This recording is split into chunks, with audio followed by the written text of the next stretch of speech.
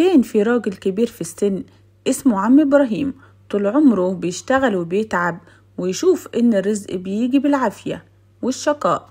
في يوم قعد مع شيخ حكيم في القهوة وقال له وهو متضايق: يا مولانا، أنا تعبت من الدنيا دي، الواحد بيجري طول النهار علشان لقمة العيش، وإحساسي إن باب الرزق مقفول ومفيش منه فايدة. الشيخ الحكيم بص لعم إبراهيم بابتسامة هادية وقال له: يا عم إبراهيم، تعالى نحكي لك حكاية صغيرة.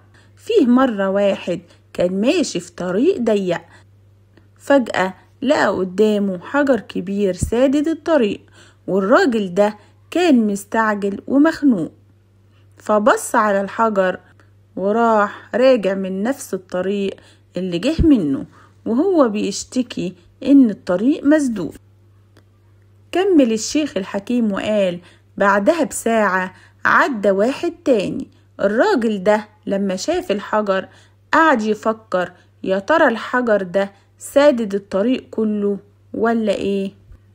الراجل مزهقش، قرب من الحجر وبدأ يبص حواليه، لقى ان الحجر فيه فراغ صغير من الجنب، بس الفراغ ده مش هينفع غير لو الراجل ده شايل شنطة كبيرة كانت على ظهره.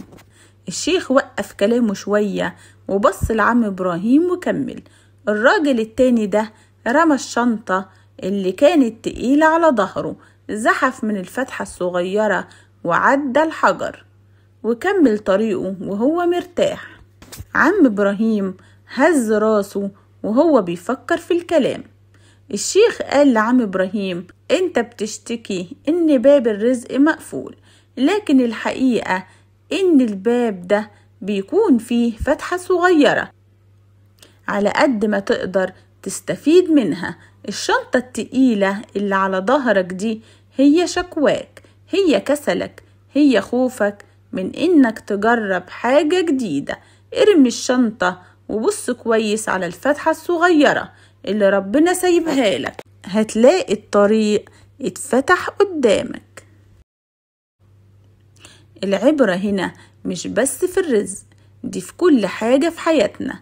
المشكلة مش ان الطريق مسدود، المشكلة ان احنا بنبص على الحجر الكبير ونزهق ونرجع وما نركزش في الفتحة الصغيرة او الحل البسيط اللي محتاج مننا شوية تفكير، أو إننا نتخلى عن عادات تقيلة زي الشكوى واليأس علشان نقدر نعدي ونكمل حياتنا.